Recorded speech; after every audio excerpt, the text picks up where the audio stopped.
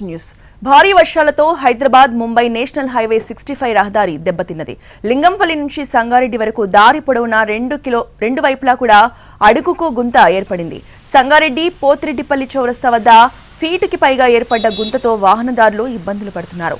గుంతల్లో టైర్లు పడి బేరింగ్లు పోతున్నాయంటూ అంటున్నారు. ఇక అంతేకాకుండా బైక్ స్కిడ్ కూడా అయి వాహనదారులు పడిపోయిన సంఘటనలు ఉన్నాయి. గుంతలు ప్రాణాలు తీసేంత పనిచేస్తున్నా మొరం వేసి చేతులు దులుపుకుంటున్నారు అధికారులు.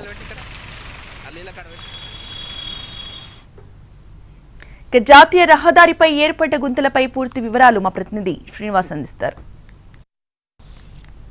సంగారెడ్డి జిల్లాలో ఉన్నటువంటి NH 65 నేషనల్ హైవే 65 ఇది హైదరాబాద్ నుంచి ముంబై వెళ్లే ప్రధాన రహదారి అంతా గతంలో 15 రోజుల క్రితం కురిసినటువంటి వర్షాలకు గుంతలమయంగా మారినటువంటి పరిస్థితి. భారీ గుంతలు ఏర్పడడంతో మాత్రం ముంబై నుంచి హైదరాబాద్ వచ్చేటువంటి వాహనదారులు తీవ్ర ఇబ్బందులు పడుతున్నటువంటి పరిస్థితి మనం విజువల్స్లో చూసుకోవచ్చు. ఆ గుంతకు ఇంతకుముందే మనం టేప్ పెట్టి చూడడం జరిగింది. 15 ఇంచుల గుంత అంటే దాదాపు ఫీటు పైన 3 ఇంచుల గుంత ఏర్పడడంతో మాత్రం వాహనదారులు తీవ్ర ఇబ్బందులు పడుతున్నటువంటి పరిస్థితి.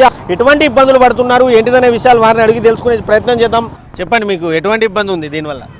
అన్న ఇక్కడ చూస్తూ ఉంటే డైలీ రెగ్యులర్ పోయేటోళ్ళకైతే ఏం అంటే తెలిసి ఆ సైడ్ నుంచి వెళ్ళిపోతారు.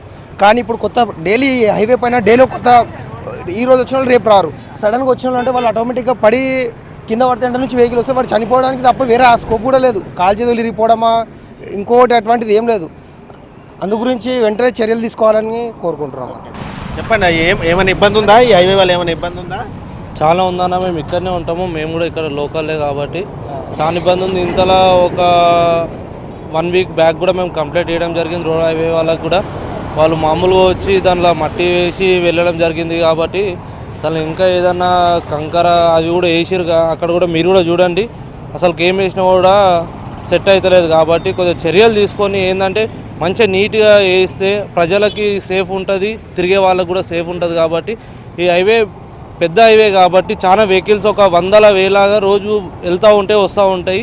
మేము రీసెంట్గా చాలాసార్లు చూస్తున్నాము, వెళ్తున్నాయి వెహికల్స్ల నుంచి వీల్స్ ఊసి పడిపోతుంటే ఏమవుతుందంటే బ్యాక్ ఉన్న వెహికల్స్కి ఇబ్బంది జరుగుతుంది. కావున చెప్తున్నాము, అది చర్యలు తీసుకోవాలని చెప్పి మేము కోరుకుంటున్నాము.